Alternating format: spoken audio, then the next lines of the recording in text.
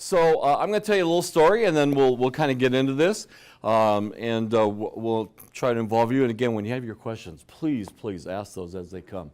I started out doing crime prevention about, it was 2002. How long ago is that? 13 years ago or something. I started at the Denver District Attorney's Office. And back then, the only scam that was going, they didn't use telephone, and they didn't use email, okay, like they do now, right? About all they used was the U.S. Postal Service. And the scam, the scam that kind of got everything we face today off the ground was the Canadian lottery scam. You remember getting a letter that you won the Canadian lottery? I thought everybody in the United States got one of those things. And people would get this letter saying that you've won $2.1 million in a random drawing in the Canadian lottery. And they'd open the letter, read that. And when they opened it, a check fell out. Remember that too? Now, this was not a bad check. It didn't look like it'd been run off on your church mimeograph machine, right? This was a beautiful, beautiful check. And the check was made out for like $2,900. And as you read the letter, it said something like this. You've won $2.1 million. There's a processing fee of $2,400. So you're going to have to go down to your bank, deposit this, and then go down to the MoneyGram store and wire us that $2,400 processing fee. But you look at it, wow, the check's for $2,900. This is great. I can go out and have a really super dinner tonight or something, right? So people would get out of their bank with that check. Would their bank deposit that check? Oh, absolutely. They're there to service you as a customer, right? And way back then, we were new into this whole scam things, and so they weren't as familiar with this. So they would deposit that check, and it would go to your account, and you could almost see people there for a minute standing with their mouth dropped open. You mean I really won? And they see themselves going around the world and putting the grandkids through school without student loans and all of those good things, if we won the lottery. And then they'd take back $2,400, they'd go down the MoneyGram, and they'd wire that money up to Canada. All right, now you ready for this next step? Then they'd call me. Okay, now somewhere along the line, I wish that had been reversed in some way. So they'd call me and say, hey, I won the Canadian lottery, but I just thought I'd check with you. And I said, well, you didn't win the Canadian lottery. Yes, I did. No, you didn't. Yes, I did. I'd say, no, you didn't. And I wasn't trying to be a smart guy, honestly. I'll tell you why, in just a few minutes. But I'd say to them, call me back in 10 to 14 days. Okay? So they'd call back in 10 to 14 days, and now they weren't very happy, because now that $2,900 check had bounced, and their bank said, you owe us $2,400, which they did, okay? And now they called me back, and they weren't very happy campers. So I better fast forward this story, or we're not going to get into these 5 red flags. People would then want to send me their letter and their check. Now I'm up working for Jeffco. It's about 2007, 2008, something like that. And I looked down in this file that I have, and I had 300 of these Canadian lottery letters and checks. 300. I decided at that point I didn't need any more. Okay? So, but here's what I decided to do. Leads to our little talk today. I decided that I would take a period of time and go through all 300 letters and see if I could see some common things that these scammers do to pick the pockets of us good law-abiding citizens. And so that's what I did. Actually, I went through the letters twice, and guess what I found? 5 things. Hence the 5 red flags of scams. You see where we're going? Now we're up in 2016. I've applied, I've looked at these 5 red flags to just about every scam that I hear about that comes into our office, people calling me, and lo and behold, the crooks still use these 5 things.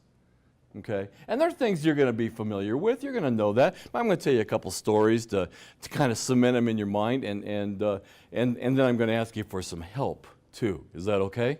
Okay.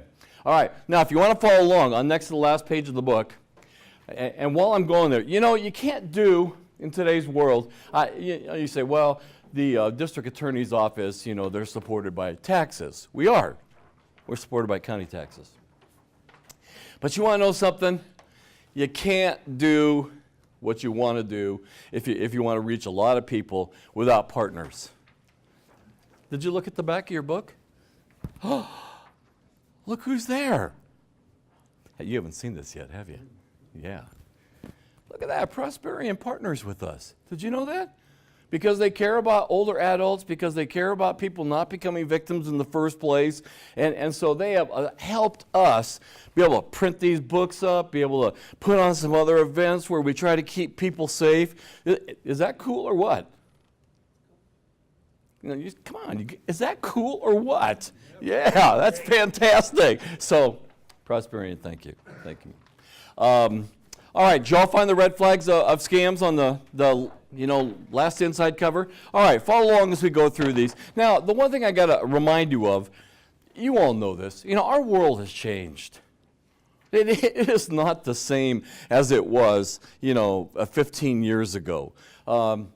Especially, via computer. I'm trying to put together a computer safety program. It's going a little more slowly than I thought. Not for computer gurus, but for all of us normal kind of users, okay?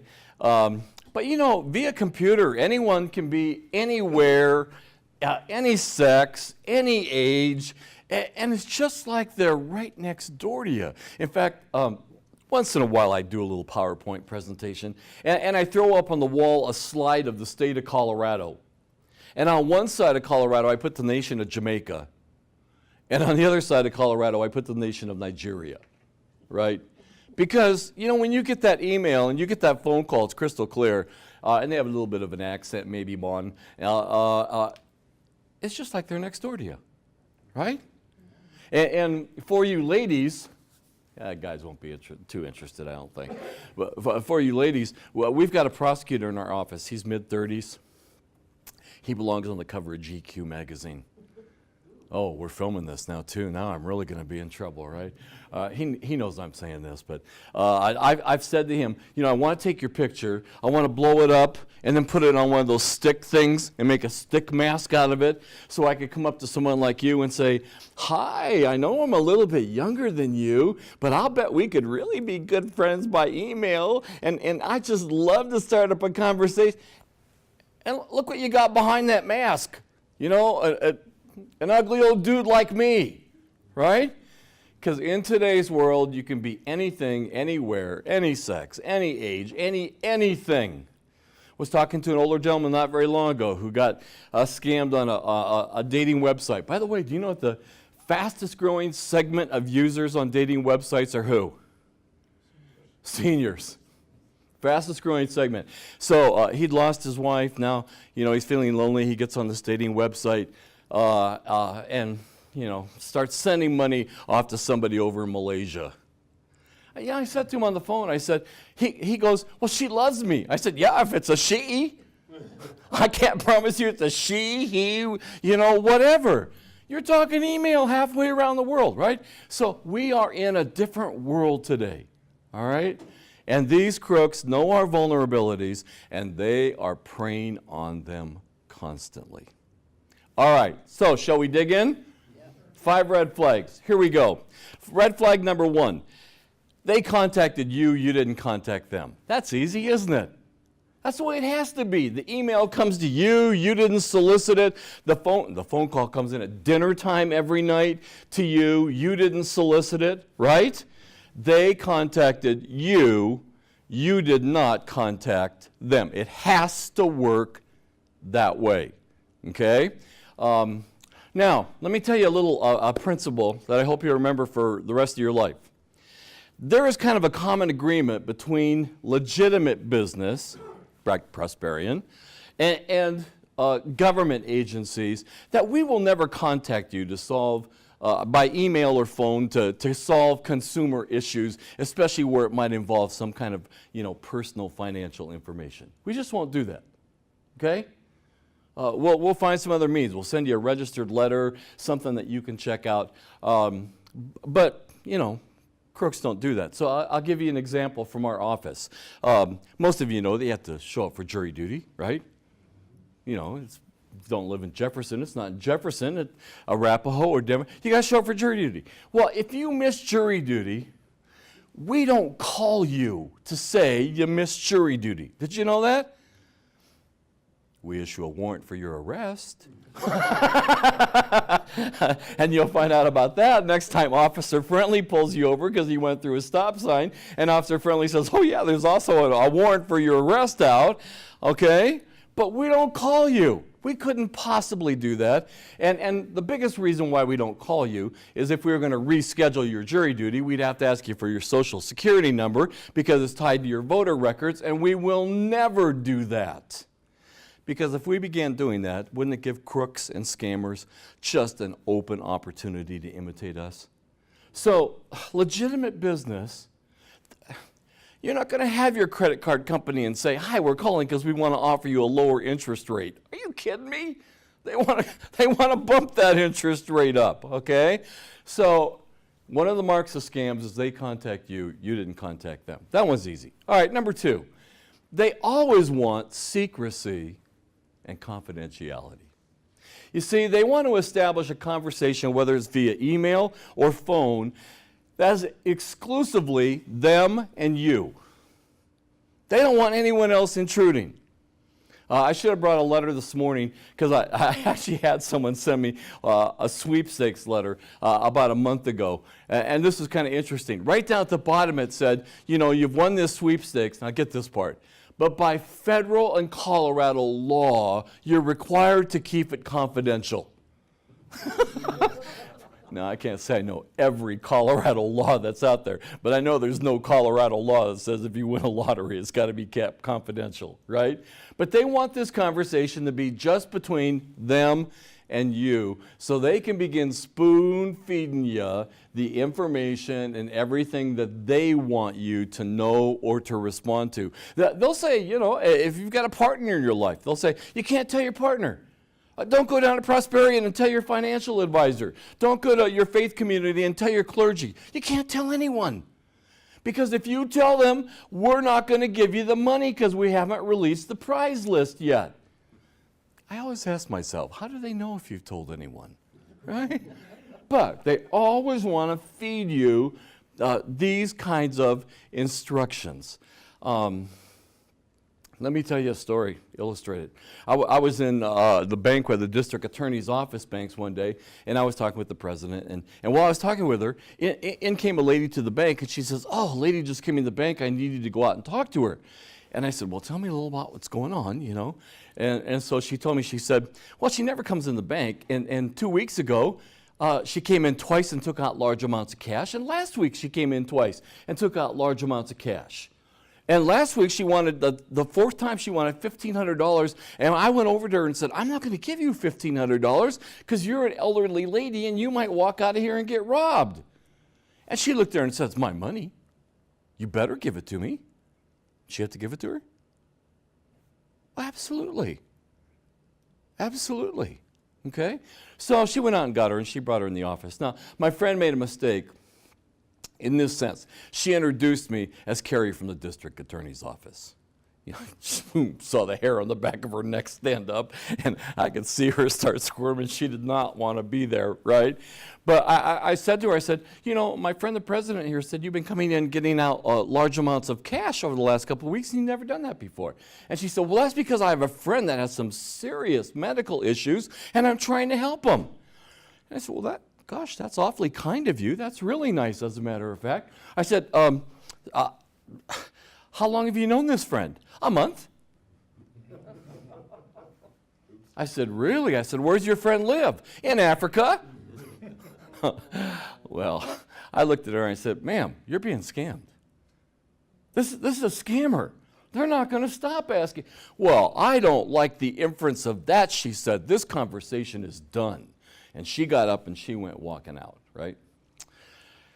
Well, when she left, I asked the banker, I said, does she have any family nearby? And she said, oh, her daughter won't even talk to her at this point in time, and her son is almost at that same point. And I said, well, would you give me the son's phone number, and I'll try to call him.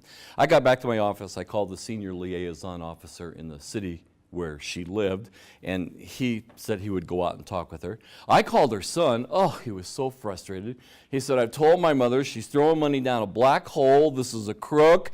She believes this person is her best friend. In fact, do you know what she told me? She told me when she was sitting at that bank, she said, you know, this person calls me every morning and every night. And they spent about a half an hour talking to me, asking me how I'm doing and how my life is going and if things are all okay. Are you ready for this next comment? She said, even my kids don't do that. Ooh. Well, she got up and she walked out. I'm talking to the son, and he said, you know, because you took an interest in this, I'll go over and see if I can talk to my mom again. You want to fast forward to the end of this story? Yeah. Her kids had to file for conservatorship and guardianship because she's broke. Broke. And this is someone who had made pretty good financial provisions for the latter years of her life. She'd done pretty well. And she had nothing left.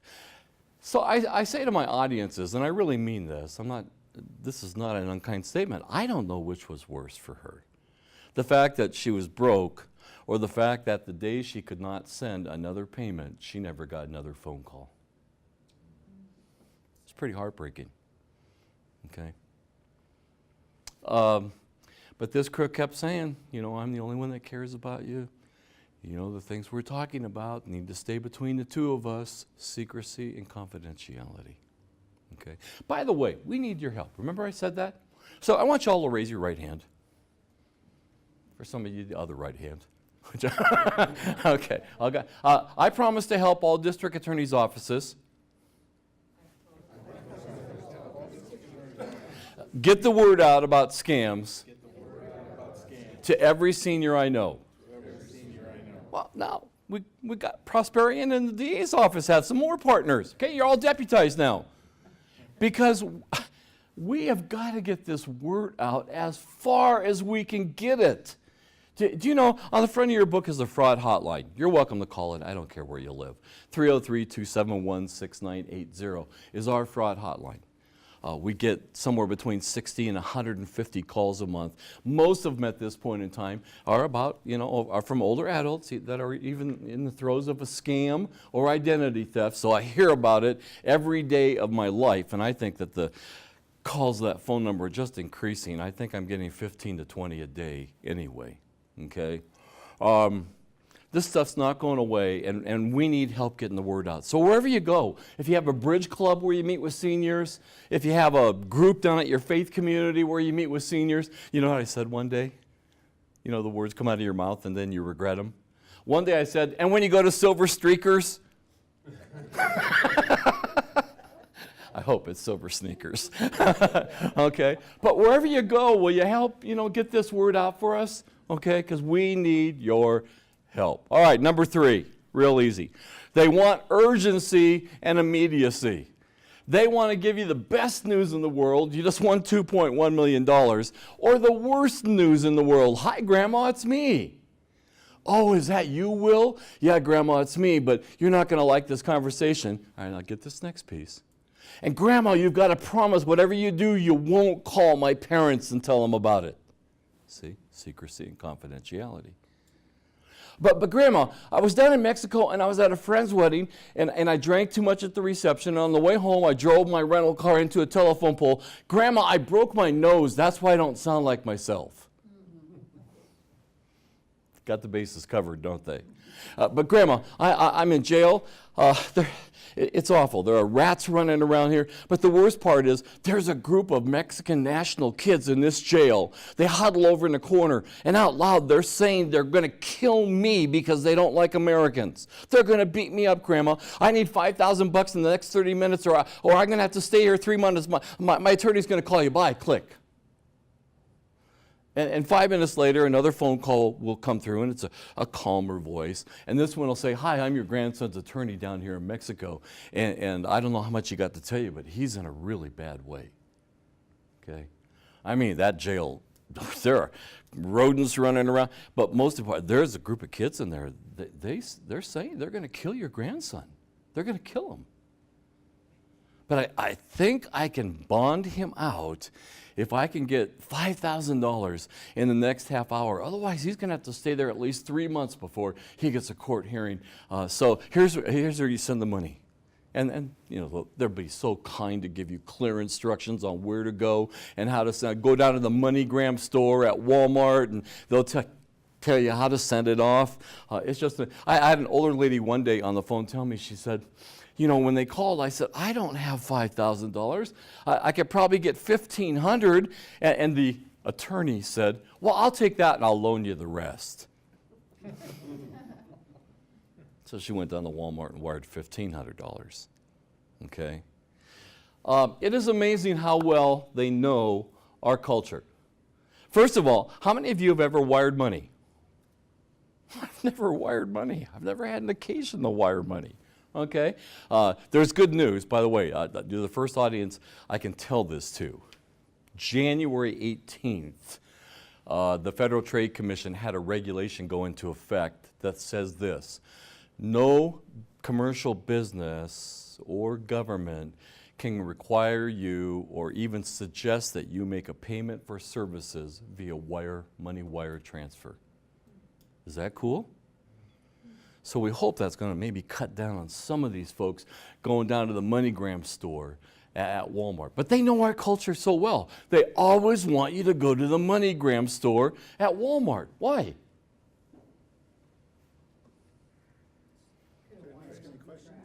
Huh? No questions, I heard. What? Can a wire not? Yeah, a wire can be tracked.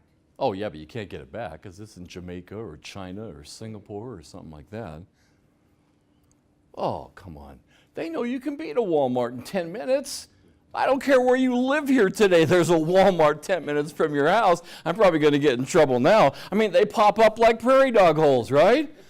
So they always, in fact, sometimes they're so kind, they'll go do a Google Map search and they'll give you directions to the nearest Walmart.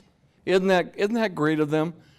Because they want you down there now, while the adrenaline's running, while you're worried sick that your grandchild is down in a jail in Mexico and you're holding their life in your hands. Is that an awful thing to do to good, loving grandparents? I'll tell you another little side story. Am I doing okay time-wise? Every year I attend a national elder abuse conference. That's how I kind of stay up on stuff. Not this year. It was in Orlando, Florida this year. Last year it was in Portland. Quack, quack, quack. Okay? I lived in Portland for 10 years, so I brought all my rain gear that I haven't used in a while here in Colorado. So it was in Portland. And one of the speakers, there's like 2,000 of us in a room that do what I do. Crime prevention, working with victims, something like that. And so the speaker said, hey, I'm going to give you all an illustration to take back to your work. He said, how many of you in this room have dealt with at least 10 real victims of the grandparent scam? How many hands do you think went up? Every single one. 2,000 people, all states across the United States. That's just one little scam, the grandparent scam. That's not the IRS scam that we're all getting calls from right now, right? That's not the computer. Hi, is something wrong with your computer? That's just one little scam. Okay? All right, let's move on. You can all repeat this one. If it sounds too good to be true. Too good to be true. Okay, I don't care how you phrase it. Do you know where that phrase came from? Anyone know? It came from our grandparents. The Great Depression. The economy fell off the table. We're kind of looking, are we okay? As of yesterday, okay. The economy fell off the table. People lost everything they had. Now they're looking to put just a little food on the table to keep their families alive. And out of that came these get-rich-quick schemes. They're still around, okay? You're not going to make $100 an hour for being a secret shopper. I hate to burst your bubble. I know the emails are coming through all the time saying you want to be a secret shopper. Guys, you're not going to make a bundle of cash for being a trade representative for someone who's starting an import business from Cameroon over here to the United States. I talked to one older gentleman who thought, he was gonna do that. He got an email, said, I need a trade representative because I'm starting an import business, and he emailed back. And here's what the crook said to him. Now, I want you to know I'm not like one of those scammers from Nigeria. I'm from Cameroon. And this is a real business opportunity, okay? And they went on to tell him, here's all you had to do. And here's why I worry about men, okay? Some of you have retired and you've lost the adrenaline rush of closing the deal, okay? Used to feel good to close the deal, get a contract signed, you know, do something that you go home and say, yeah, all right? And now you find out, wow, in my retirement time, I can be a trade rep for an exporter out of Cameroon, and all I have to do is open a bank account, allow checks for the things he's selling to come into my bank account. I get to keep 10% and then wire him the rest of the money. Wow, is that a great deal, huh? Yeah? No. Okay? Because you know what's going to happen? One day you're going to get a knock on the door. FBI! FBI! And you know what? They're going to arrest you for money laundering, which you've been doing. Okay? And they're going to arrest you for theft because you know where all the checks are coming from? Other seniors in the U.S. that scammer in Cameroon is scamming. And he wants that money to flow through a U.S. bank so it's not traceable, and you've been helping him out. And you're going to get arrested. And you thought, wow, I made 10% for just opening up a bank account and being a good dude. If it sounds too good to be true, folks, it is. Oh. Can we talk about investment lunches? Yes. We call them steak and fake. Well, yeah. And they want you to, basically it's a pitch. It's a huge pitch. And you go because you're going to get a free chicken lunch at a hotel somewhere, and they get up front and they start talking a million miles an hour and telling you what a great deal it is. Oh, and somewhere, you know, along the line, you're going to make, you know, returns like you've never been able to make. And after they give you this high, you know, high pressure sales pitch on this is the best deal going, you know, they break you off into little groups. And two of those people go over here and carve you off and say, is it Reese? Reese, sit down. We want to talk to you about this. You know, now we're not going to have you really sign anything today. We'll make an appointment for later on this week. But Reese, don't tell anybody else in the room, okay? We could actually promise you 15% return on your money. 15%. You can't get that in the bank, Reese. Okay? 15% return on your money. And that'll be within the first 6 months, right? Boy, now all we need is we do need you to sign a commitment and sign a. And you sign something that you don't read. I get this all the time. You know, people that call me and say, hey, I signed this contract, and now they're saying this. I said, well, did you read it? No, they said I didn't have to worry about anything. Hey, do you know what rules the day when you walk into a court of law and a judge says, let me see what you're talking about? They're going to ask for what? A contract. And then the judge is going to say, is that your name on the contract? Yes, it is. Well, there you have it. How many of you know Boreen? I hadn't heard you pronounce your last name before. I don't want to call you Steve. That's not courteous. How many of you know that Mr. Boreen cannot make a guaranteed promise on a return? That's against the law, right? So if somebody is saying to you, I can promise you 7% return or 11% return, they're a crook. You can't do that in today's world. It's against the law, okay? But these people will carve you off. And then when you go before the judge, you'll say, Reese will say, well, they promised me a 15% return. And the two of them will say, we didn't ever do that. We know that's against the law. We would never do that. Ooh. So they got a contract and they got their word against your word. You're in deep doo-doo. Okay? So if it sounds too good to be true in today's world, it still is too good to be true. Okay? All right, number 5. They want their money right now. And there's only 2 ways to get it. Give us a credit card over the phone or go do a money wire transfer. It's about the only 2 ways to do it. Now, they love also using what's called a green dot money card. Are you all familiar with the green dot money card? So it looks like a little credit. You'll be familiar now. Next time you go to Walgreens or King Soopers, you look at the card rack, you'll find green dot money cards, okay? You don't watch Family Feud in the evening? Steve Harvey's giving away $500 green dot money cards to the losers at this point in time.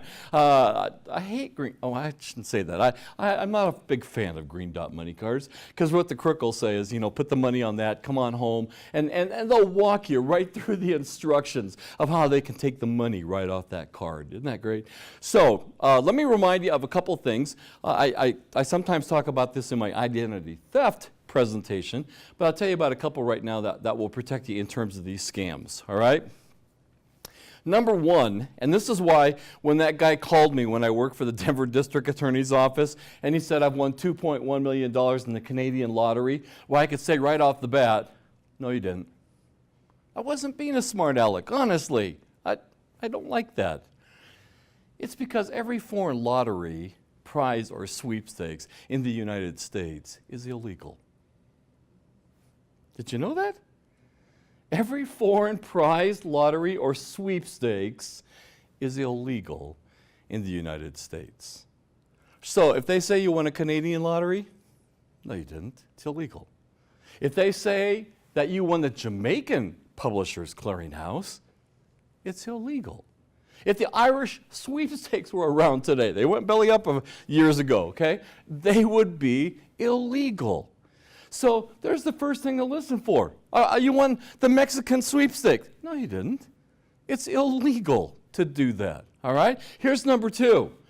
U.S. law says this. If you ever won, for real, a prize, sweepstakes, or lottery, you don't have to pay 1 penny up front to get what you've won. Did you know that? Not 1 penny. So when they call, I got one on our fraud hotline yesterday. I won a cruise. and it came from a Colorado, our Fort Collins number.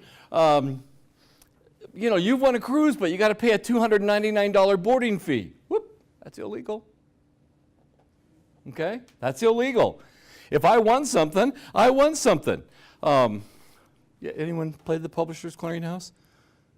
Yeah. Okay. Publishers Clearinghouse is a real sweepstakes. You know, I go out and, you know, I give all this, you know, these warnings and stuff, and you'll never guess what happened. One of the cities in our jurisdiction is Lakewood. Guy won $1 million in the Publishers Clearinghouse in Lakewood. Slap his picture on the front of the, you know, I'm going, oh boy, we're going to have 8 gazillion people victims of scams as a result of that. But Publishers Clearinghouse is, you know, it's real. If you were to win that, okay, and by the way, keep playing. But I did check online. Your odds of winning a prize of $10,000 or more is 1 in 505 billion. But those guys had to pay up big, because years ago they would say you don't have to buy a magazine. Oh, yeah. Yeah. And everyone that came in that didn't buy a magazine was thrown away. Because of this federal law I mentioned to you. That's paying something up front to win.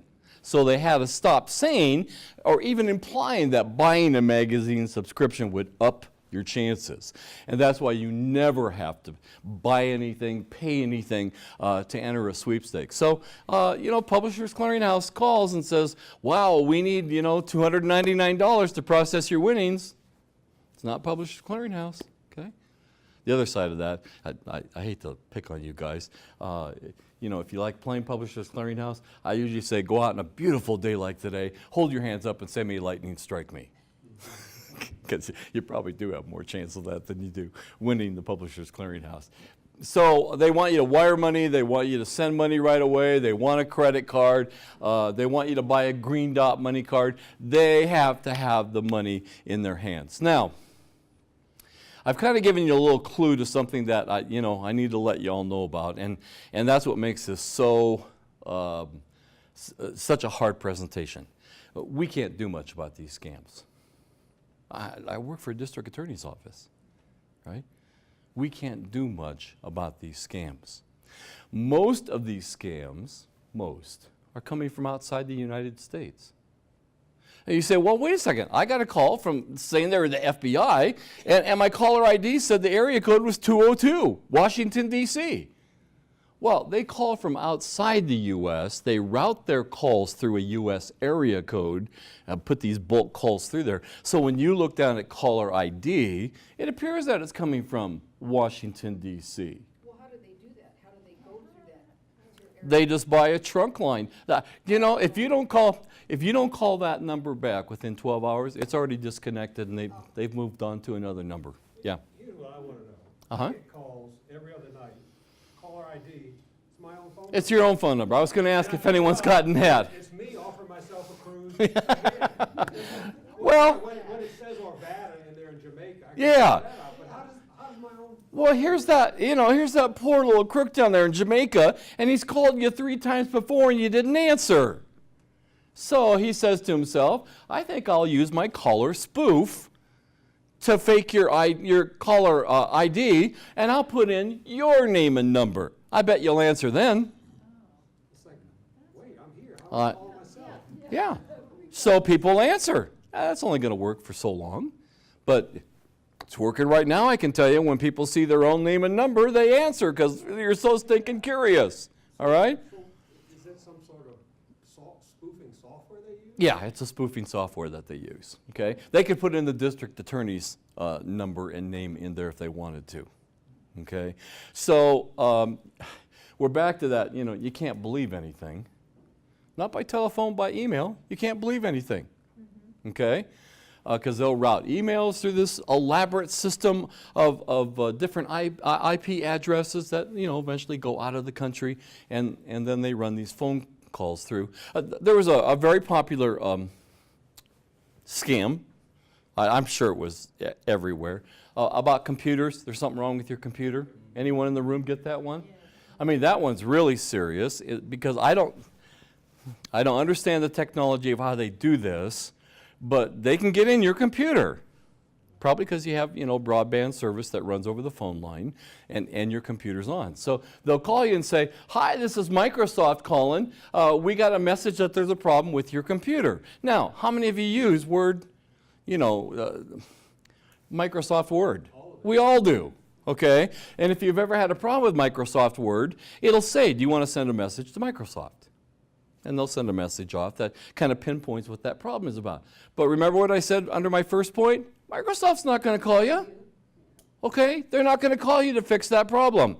They're going to be grateful that you gave them some information and they can patch up their Word program with that. But they're not going to call you. But crooks will. And they'll call you. Now, when this scam first started coming out, what number did they call through? What area code? 206, Seattle, Redmond, because that's where Microsoft's located. And so people would look down on their caller ID, hi, this is Microsoft calling, you got a problem with your computer, and on their caller ID it said Seattle, Washington. That's pretty smart, isn't it? Yeah, that's almost fail-proof. And they'd say, is your computer turned on? And if your computer was turned on, and this is the part I don't understand all the technology, they could get into your computer. That's all it took. Huh? My husband let him do it. It scared the bejesus out of me. Well, and typically what they install is they install some kind of malicious software that allows them to come back to your computer and keep looking through it. And you got to go down to a computer shop and pay a couple $100 to have that taken off. Okay? So. They eventually start, like you say, if they buy a trunk line and after a week they'll disappear, because some of these scams just keep moving around from. Oh, constantly. Okay. Yeah, I don't. Sooner or later, one avenue they're going to shut down and find another one. I find they go by area codes. Okay. Because we'll get a rash of particular kinds of calls up there in Jeffco, either from 303 or 720. Okay. And then sometimes I'll get a rash of calls from 719, because I've done programs where people have that number. This week I got a call from a lady in Wisconsin. I said, how'd you find our fraud hotline? She goes, well, I just went online looking for fraud prevention information, and I found you guys. So, yeah, everywhere. Everywhere, and they'll just rotate around. And again, the calls are typically coming from outside the United States through a U.S. area code, and then they keep that. Most of the time, by the time people have called me, because I always call the numbers back for them, right, it's already disconnected. Okay. Yeah, or there's no one. It'll say, this service has been interrupted. Okay? Well, what about some of these charities? I mean, I've lived in the Denver area my Wow. life, Denver Zoo, Uh-huh. Goodwill, Ark, Healing Minds, people calling saying, Right. the Denver Policemen and Firemen's Fund, hi, we're calling. When Man, you just opened a can of worms. That's unbelievable. Well, when you get these charity calls, I just hang up on them, but you're like, why would they use the police? Why would they use the fire? Why would they use? They're not using the police. Okay. Uh, They're all scams. You know, I'm also doing another program I'm calling Elder Abuse RX, and I'm including a large piece in there about charitable giving and charitable fraud. I actually developed a whole hour presentation on that. You know, you can't give, just the same rules we're talking about. You cannot give to a charity by phone or email because they can be anyone. And they can imitate your charity so easily, you know. Those of you that like Wounded Warriors, there's Wounded Warriors Project, there's Wounded Warriors, and there's Wounded Warriors Family Project. In this case, all three are legitimate, but Wounded Warriors Family Project is out of Oklahoma and deals with just families. Wounded Warriors is part of the, what are the places that soldiers can go into to get some downtime? No, not the VFW, when they're active. USO. Yeah, it's part of the USO. And they just found, hey, we can get some donations by just kind of, and then there's Wounded Warrior Project that most people really think, you know, they're giving to down in Florida.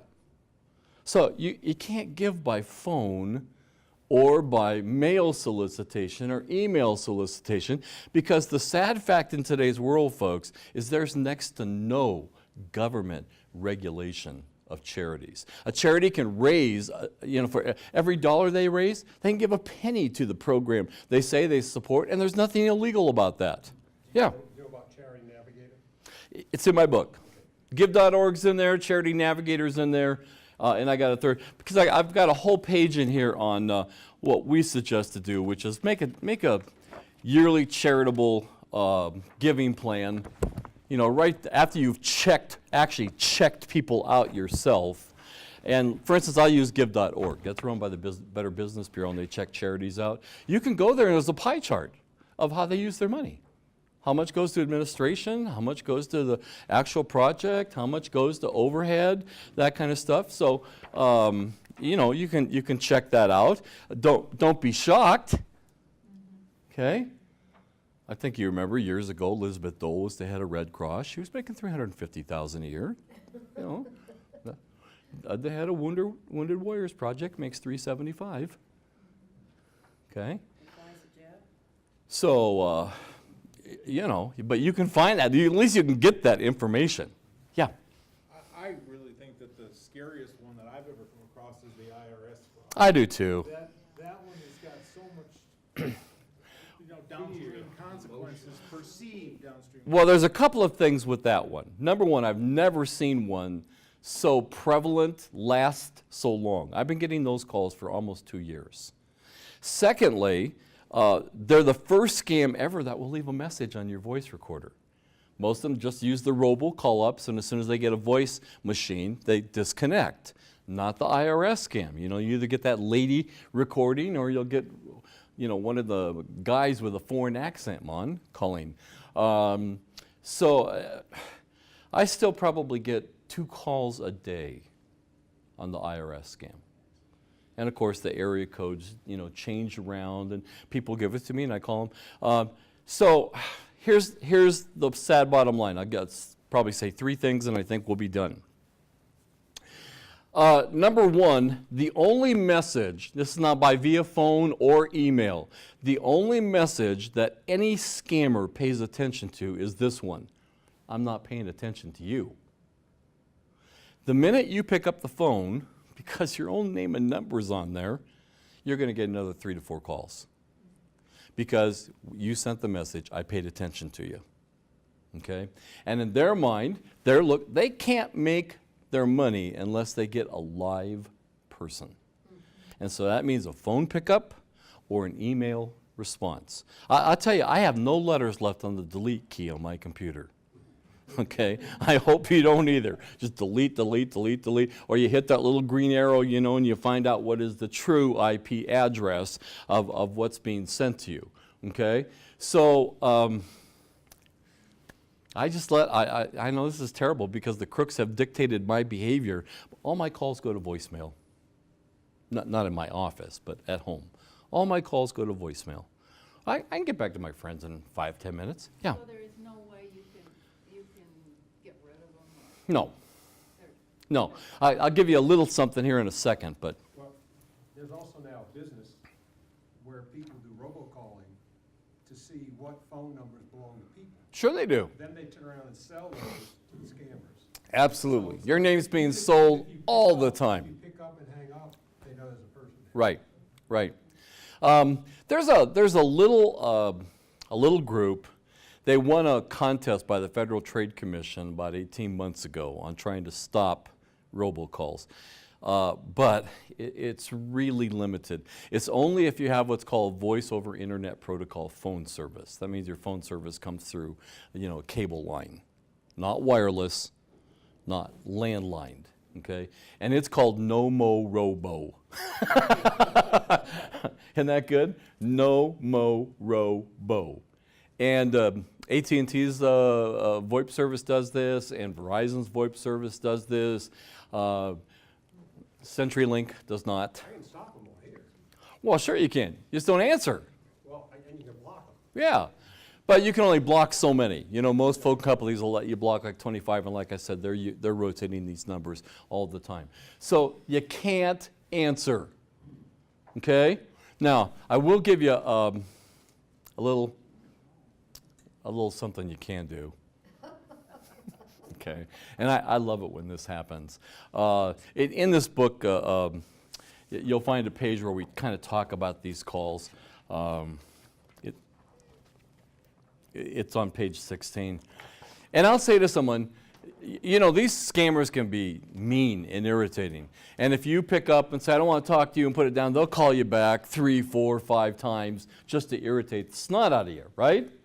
And I'll tell people, I'll say, if you get a scammer like that, maybe on a third call, pick up and go, what do I have to do to win my $2.1 million?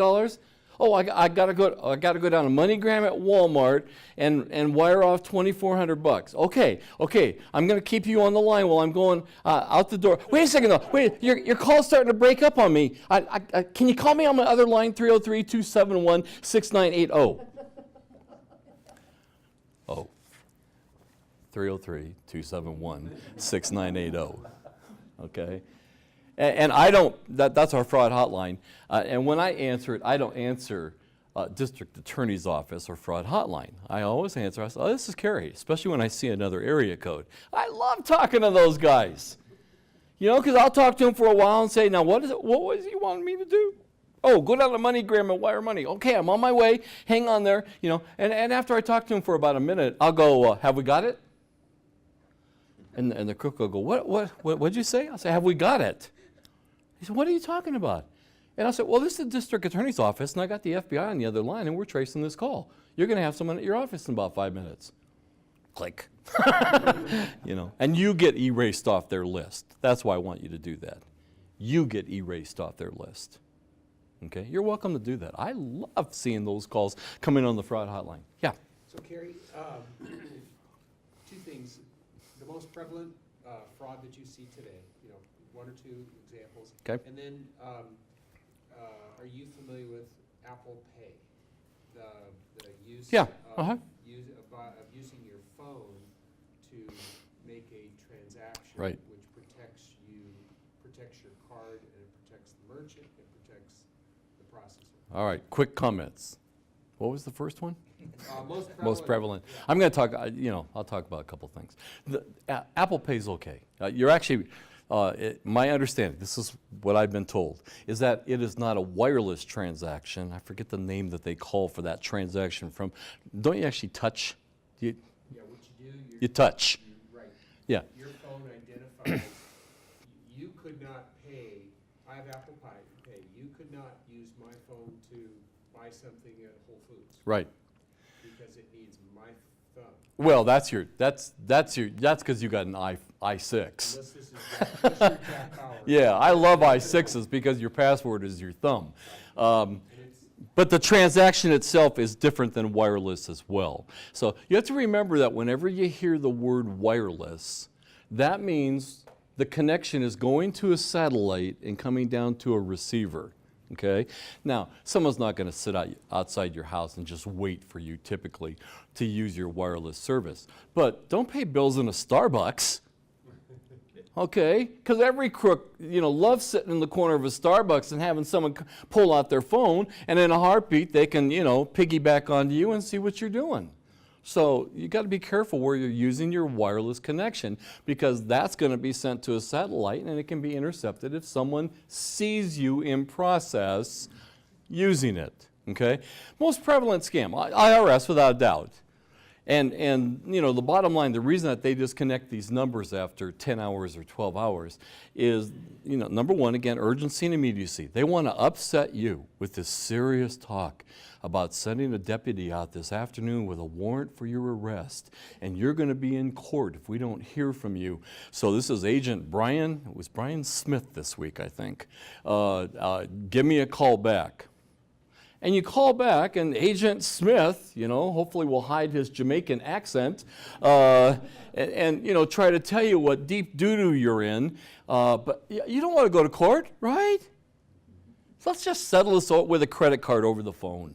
We can be done with it right now today if you're willing to, send along that payment via credit card. And they'll take your credit card and bingo, have a heyday.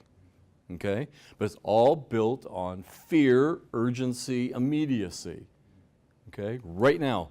And you send that money, it's gone. Your credit card's not going to pick that up fast enough to be able to stop that transaction. The area I'm most worried about for older adults, okay? No, you're not all older adults, is the online dating. It's just becoming more and more prevalent for older adults. And they may say, I just want a friend to chat with, okay? And they will chat with you for 2 weeks, 3 weeks. And and the saddest part about that is now when we've made some kind of relational connect, out comes the I need money for something. And by that time, a lot of times that hook is in pretty good. They may have said really nice words that you like to hear, like, I like you so much, and you're my favorite person to talk to every day, and, whatever it takes, and then the hook will come out.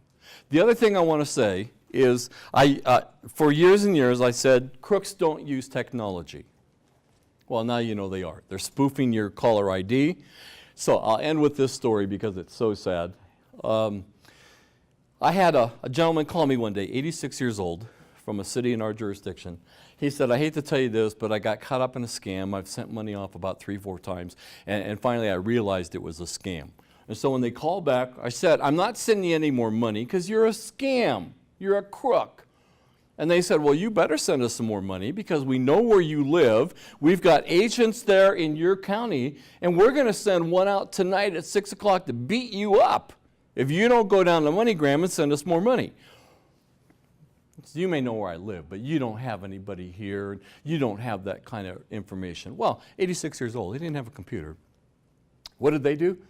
They went to Google Maps, right? Or a Google satellite. Drop a satellite picture of his neighborhood. They said to him, sir, if you don't think that we can come out there, you go look outside your kitchen window. There's a white Ford Bronco parked in your neighbor's driveway. And he went and looked out the window, and what was parked in his neighbor's driveway? White Ford Bronco. And I actually had to send a senior liaison officer out to his house to sit with him at 6 o'clock. I thought he was going to have a heart attack.